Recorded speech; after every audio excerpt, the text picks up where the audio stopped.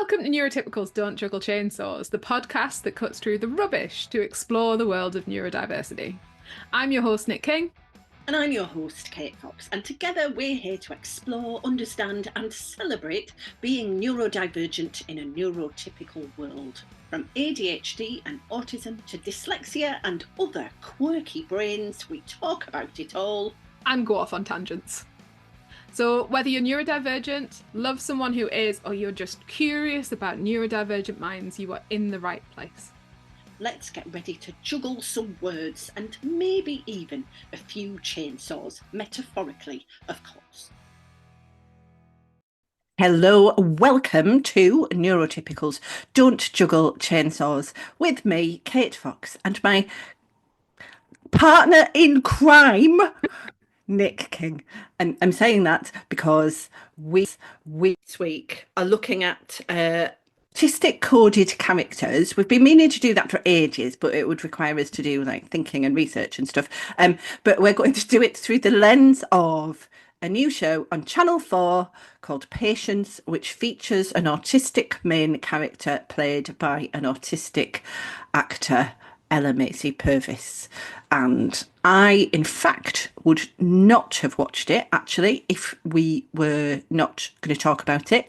The reason being, I read an interview in The Guardian. The Guardian basically tells me what to do, as well as Claude AI and The Guardian. And The Guardian review implied that I would probably find it really annoying. I mean, that's not what the review said, because it was still written from a neurotypical point of view. But from what was said, I was like, this is going to be annoying. As an autistic woman, I'm not going to put myself through it. Nic, what was your position on Patience before you watched it? So, for clarification, even at time of recording, let alone time of release, it has been out for a little while, and I had also avoided it because I had heard very, very mixed things. But there was a part of me that wanted to go and watch it and find out for myself because I think, that's an important thing to do. But I have avoided it for quite a few weeks already. So yeah. So I've watched all of it now, and you've watched some of it. I've just watched the first episode. I'm glad you hadn't. I'm glad I didn't know you had watched all of it, because maybe then I would have. And actually, the reason I stopped watching at the end of the first episode, while being half of me like, oh, I'm really quite enjoying this, want to carry on, and another part of me being like, oh, this bit was quite annoying. And anyway, we're just watching it to talk about it, so I don't have to watch the whole thing. So can we, I suppose we don't want to spoilerize it anyway for people who may now watch it, but we can discuss it without spoilers, can't we? Can we talk about, so what is your impression of Patience as a character? How, well, yeah. Well, I texted you partway through it, didn't I? I was like, I don't think the story here is actually in Patience and about whether she is or is not a representation of the autistic community, be that for good or bad. My interest was actually in the people who had been characterized as neurotypicals interactions with Patience, which I felt were very, very accurate. Patience herself, some of it felt like very old stereotypes. Even just like going back to this sort of the her diagnosis sort of flashbacky type things. There was stuff there that's, she was 20 odd as a character, I think. And you were looking at things that were, the 1950s. Yes. Possibly. Well, this is it. Like, would she really in the so if this was 20 years ago, the early 2000s, would a psychiatrist really have been saying, oh yeah, we think she might have paranoid schizophrenia? Was it paranoid? Not It was paranoid. was it? That's No, it. pediatric Oh, schizophrenia, that's it. childhood schizophrenia. Yeah. And maybe should go into an institute. I mean, yes, that horrifically was said, but not in the early 2000s. But still, okay. So they bring a point. Her name is very interesting. So this series is based on a French series called Astrid et Raphael. So there's not a pun in the name in the original version, but they've chosen Patience. And the first mention of the name is when one of Patience's colleagues actually says, "Oh, Patience, that's an appropriate name. You're going to need to have patience with her." Mhm. I am kind of presuming Patience is doing a multiple things here. It's like patience, have patience. Yes, do have patience with people who think differently to you and process differently, maybe at different speeds. And actually, we could optimistically say, oh, look, that's a representation of the double empathy problem. But I slightly suspect, given that that's how it was introduced to us, that it's more have patience that way round. Like you got to have patience with them autistic people and their weirdness, not necessarily the other way around. Like, No, I don't think so. And I think that that continued, that very, very much continued. And I think the only times where that interaction happened again and then somebody defended them, but they only defended them when Patience was being useful to them. Do you know what I mean? When Patience was doing their autistic trick of pattern spotting and puzzle solving, that was the only time they were defended in their needs, their wants, or their neurotype. Whenever they were doing something that was less convenient, they were absolutely not defended in their neurotype at all. hmm. And, and yet. So there are certain. So I found I mean, I really had to try and watch it from some sort of unbiased point of view that I couldn't find because I am who I am. I was thinking, well, at least we've got an officially autistic young female character on screen. There is Chloe Hayden's Quinny in Heartbreak High, which is not aimed at my demographic at all. And they are playing a trans autistic character.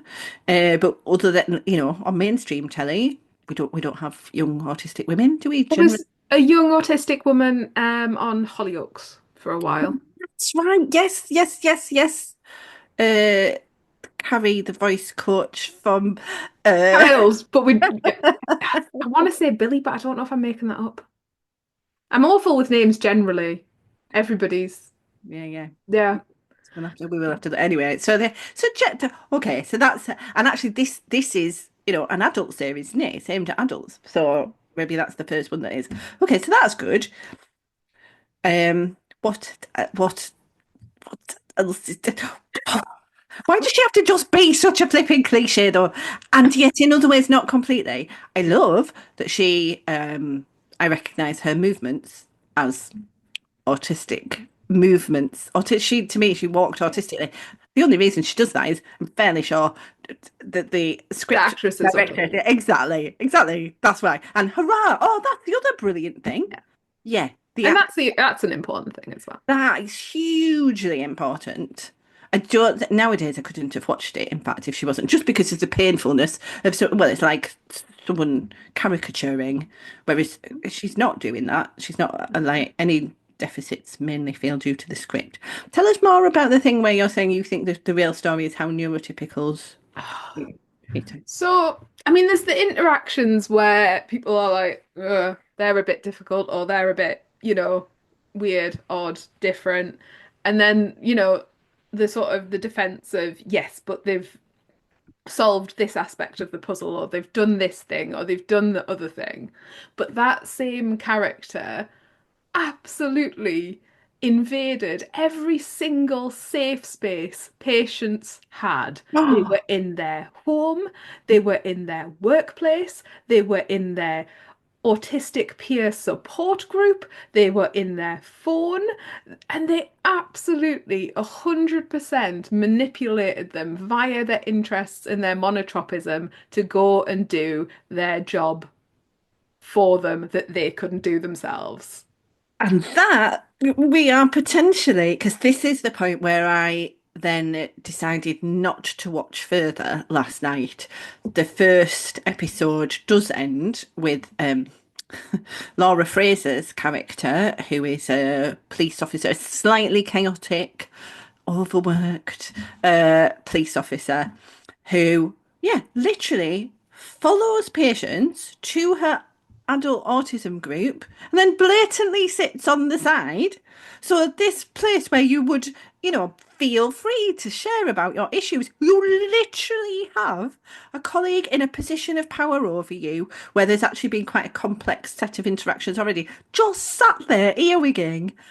That honestly, that was the point where I was like, but that is, how can anyone think that that's okay? Because that's such a terrible boundary. But so you're saying it kind of continued to happen over the series by the Yeah. sounds of it. Yeah, it absolutely did. Ooh.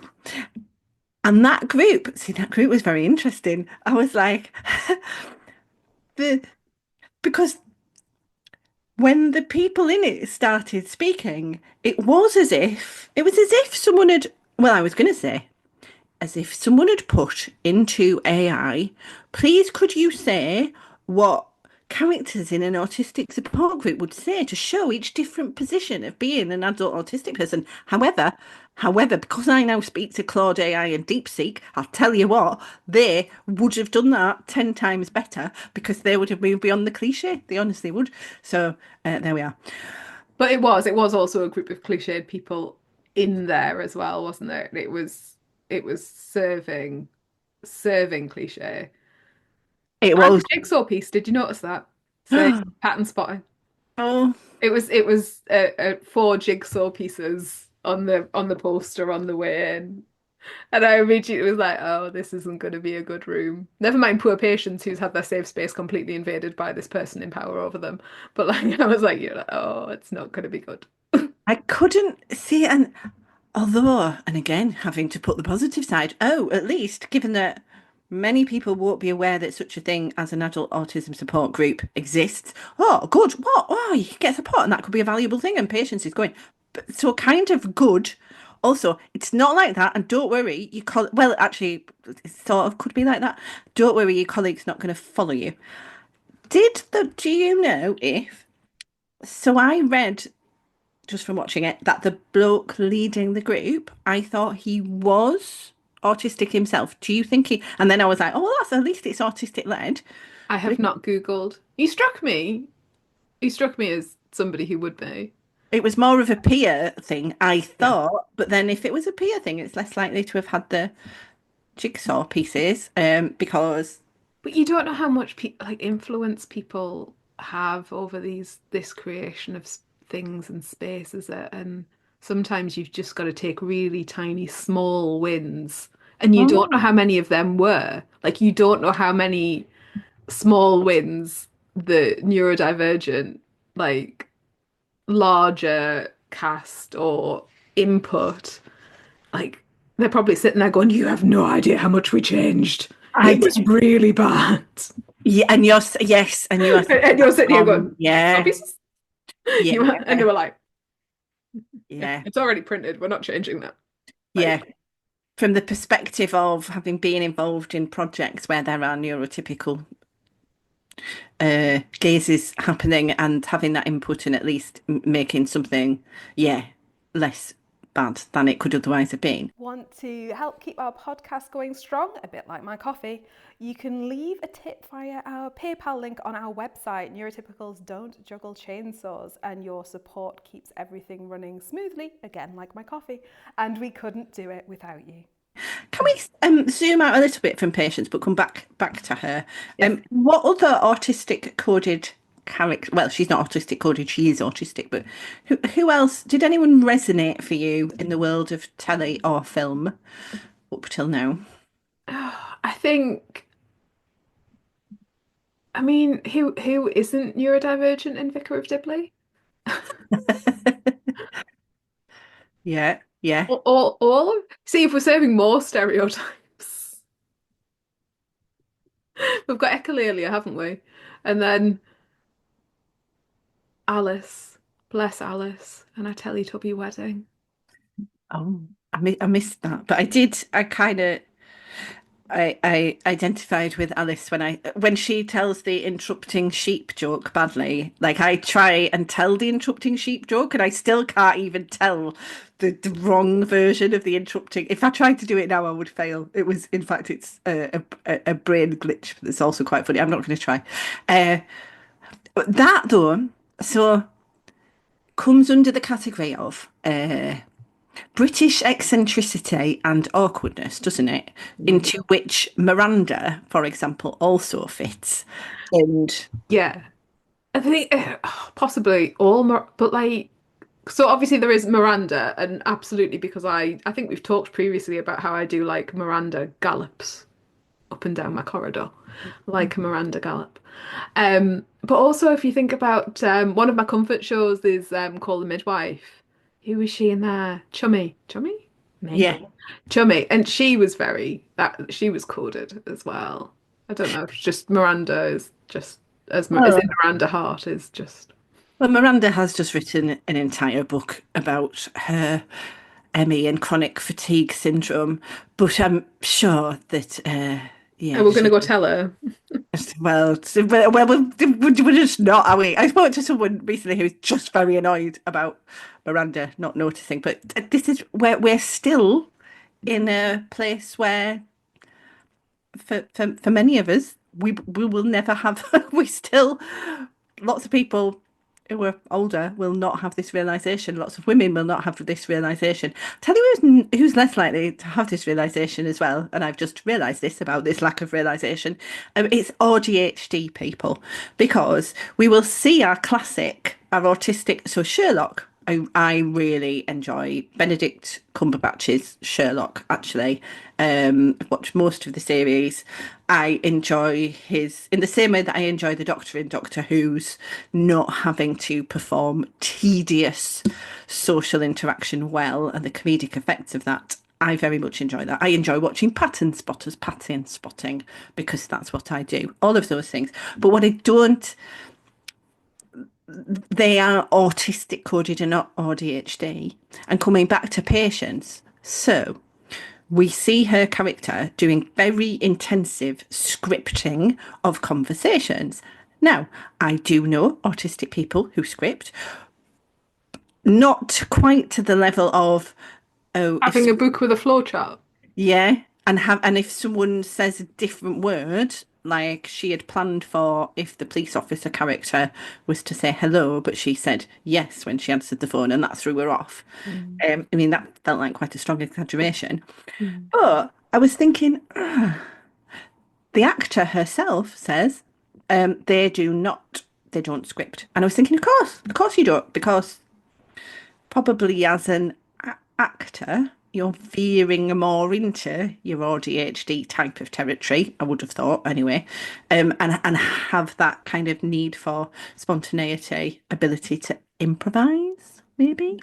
Yeah. But we're not going to see, we're not going to see ADHD characters for some time. Not while I'm alive. I don't suppose. Anyway, I suppose but yes, celebrate the wins. Who else? Who else is? Oh, well, right, okay, kind of Saga from the Bridge. So one of the Nordic Scandi crime series from quite a few years ago. That was the first female character on screen where I properly was like, "Whoa, that I recognise that as a way of being that I have, even though I'm much more warm and fluffy than she is." But they never quite explicitly said, did they, that she is autistic. It was always a bit Yeah. on one of those On a cusp, on a cusp. Yeah. because we don't necessarily declare it.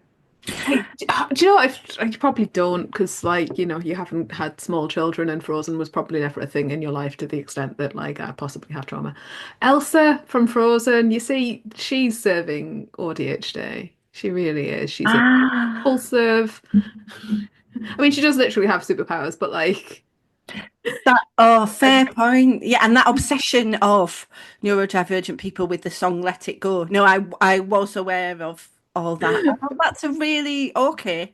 but Yeah. never going to be like out as that. Do you know what I mean? Never going to be this is how it is. The Disney Pixar representation of sort of autism, ADHD. I don't even know if they have a representation of ADHD. They definitely do. They have shorts about autism. Pixar has shorts about autism. And they are very, very, much a stereotype. It is very much a non-verbal child who is melting down and then they learn to fly, I think. There was definitely floating in there somewhere. Um, and just, I think because as well, not only are we not quite getting the representation of neurodivergent people quite right, and we're very much leaning into some what other people might find comfortable stereotypes, but as a community, we probably find incredibly uncomfortable stereotypes. Um, it's not quite there yet, is it? But what I found in patients was I found the interactions, I found them very, very, very interesting. Say more then from maybe further in the series that I haven't seen. Are there some examples you can remember that? So she has she has somebody she lives with who's sort of like she lives with her godfather, right? And the police officer approaches a home to like come and find her to come and do work, and he's like, she'll burn out. You've got to be careful. She'll burn out, and there's consequences to that. And then I can't tell you how many times she's like, I've not planned for that. I can't do that. Like, I just like I might burn out. And essentially, she says no over and over and over again. And this police officer is just like, no, but I need you. Or like sort of drops breadcrumbs of like puzzles for them to go and like go down the rabbit hole. I can't tell you how many times she's like describes not sleeping at night because she's gone off to solve the puzzle. And like they're rather than being like, "Ooh, you should take care of yourself," they're like, "Yes, do more things and burn out more and come with me." And I know it's a TV show. I'm aware, and there's a level of pacing, but oh, it was again and again and again and again of somebody in their safe space slotting into their lives and deliberately manipulating them to use their puzzle solving abilities for their benefit. Mm, Do you know what I mean? yeah, no, I think, Honestly, yeah, it did bother me, but it felt very, very real. yes. And actually, I'll probably talk about this further in another podcast, but in a professional context, recently when I was explaining to somebody that a particular set of circumstances in an event had been a lot, and a break would have been good, and they said, "Oh, yes, it was too hard for you," and it being too hard. Anyway, that I was able to come back a little on that, because the narrative of things being too hard is not a narrative I have generally experienced in life in all sorts of complicated ways. And was, it made me realize that for many autistic people to hear, oh, that's too, either, well, it's either, oh, that's too hard for you, as opposed to it's too sensorily overwhelming, or there are accommodations we can make here. Um, or the other thing that happens to patients of, oh, well, actually, tough titty. It can't be too hard for you, too hard, because you can do it, and burnout is a consequence that I don't understand. Um, Again, I don't, as we say, it's only telly, but a lot of that is a classic reproduction of a system that we're living in, isn't it? It is many people, in fact, beyond neurodivergent people, are routinely asked to go beyond what their system comfortably should be doing in order to benefit somebody else's agenda. And I suppose in this instance, it's seen as more worthwhile because, well, it's investigating deaths and things. Not I with could, any kind of training, support. I mean, we didn't go into the fact that she might not have been getting paid, but let's just assume she wasn't. Let's just assume she was still on her admin wage and being asked to do senior detective level work 24/7, essentially on call, which I don't know what the wage is for that, but it's probably well over an admin wage, isn't it? I would think so. Yes, I would think so. There's definitely a power issue down here, isn't there? And actually, ironically, reproducing the power imbalances that many of us face. I like Laura Fraser generally as an actor. She's the one who played the police officer. Ever since she was in Casanova with David Tennant years ago, that was such a brilliant series. She was amazing in that, so I have residual good feeling. And I enjoyed the way that she was very. I did think there was a truth to this. She was instinctively quite accepting in many ways of Patience's being, in a way, like more than other people were, I thought. But then it's not. But then she crashed all the boundaries. And what I was reading was, and when I'm saying reading, I'm meaning seeing from the telly. Um, if and I don't know if this happens. Maybe this is a spoiler. Her character's son was struggling at school, and I was like, "Oh, isn't the son? He's like ADHD probably or something, undiagnosed, and therefore between her character and her ex-husband, one of them was neurodivergent probably, But and she was chaotic and late and didn't have full custody because she had a reputation for being chaotic and late and slightly, you know. And in terms of spoilers, within the series, he does go on to be diagnosed. aha, interesting. Okay, I presume Laura Fraser's character doesn't though. No, she definitely doesn't. And she's initially against it. And then, yeah, he does go on to be diagnosed. Then that was something else. That was something else that was quite nice because Patience ends up babysitting, more boundary crossing anyway. But like the kid and her get on really, really well, and there's something in there, sort of like when they've seen them together and how easily they interact and things like that. That was, yeah, that was another. There was aspects of that rang quite true as well.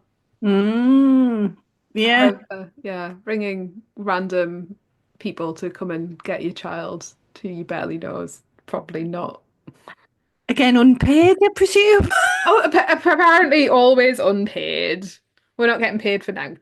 There's another podcast in there, I tell you. Go give some free advice on a specialist level because you're autistic. Yeah. We're not getting it all over here. We're not really, are we? But uh, well, I'm glad we're not having this conversation. Well, I was going to say this conversation on a Channel 4 panel because I think there might be a sense of, yeah, but at least you've got this representation. At least it's an autistic actor. At least. Does she have? Oh, that was another thing. I was in one way quite glad that she was at the support group because I was like, it's usually compulsory from series like Atypical, that explicitly autistic character, unlike an autistic coded character, for example, Morris in the IT crowd, maybe, or Abed in Community, they are allowed to be shown together with other humans, or what's his name, Sheldon Cooper in Big Bang Theory. Generally, if you're officially autistic, you're not allowed to ever interact with another autistic or neurodivergent human. So again, like that was. It is. I'm not sitting here saying it's progress at all. Like not progress. Hmm. Not progress. I don't know how many double negatives we can fit into that sentence. All of them. I do think there is a level where it's progressive. I think it's just because it's so late in the day in being progressive that it is always going to hit a level of criticism. And it is. And also just a wish, because we have, in a way, this podcast has a utopian vision underneath it, which I don't think we say in our blurbs, funnily enough. And it is a vision of let's just normalise Neurotypes. talking about this, yeah, and not necessarily being represented always within a realm of suffering. So we kind of do want to see better. It's funny, years ago I wrote just a pilot for what would have been a kind of comedy I'll have to see if I can dig it out and reread it. There's a comedy drama about a group of autistic people. It was based in York because at the time I lived in Thirsk, funnily enough, and they formed. I mean, they would be redundant now because of AI. They formed a group who would answer any questions or investigate things. So it wasn't just investigating crimes, like they'd answer things and like they would basically be Claude AI. And they were a group of them. And obviously it goes without saying the dialogue was a flipping lot of a lot more.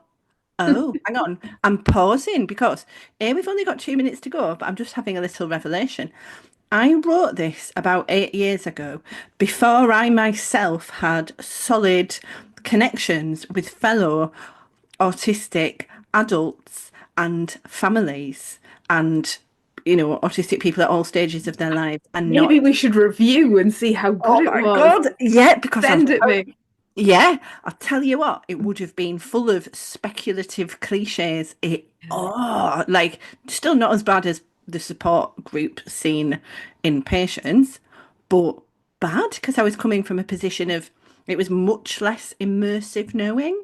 Yeah. Ooh, I'm gonna look for it. Oh, I feel bad now. Yeah. But also, immersive knowing is kind of really useful, I reckon, for authenticity. It's not enough just to go, yeah, we've got an autistic actor. It's fine. We've totally covered it all. And probably they had some autistic consultants. Yeah, but deep, immersive, full body, full life knowing over a period of time, multiple autistic people in multiple situations. That's the place of authenticity to write from. What do we say, Kate? Write what you know. Exactly. Thanks for tuning in to Neurotypicals Don't Juggle Chainsaws. We're so glad you joined us today to explore the fascinating world of neurodivergence with your hosts, me, Nic King. And me, Kate Fox. If our conversation sparked a thought, a question, or even a smile, don't keep it to yourself.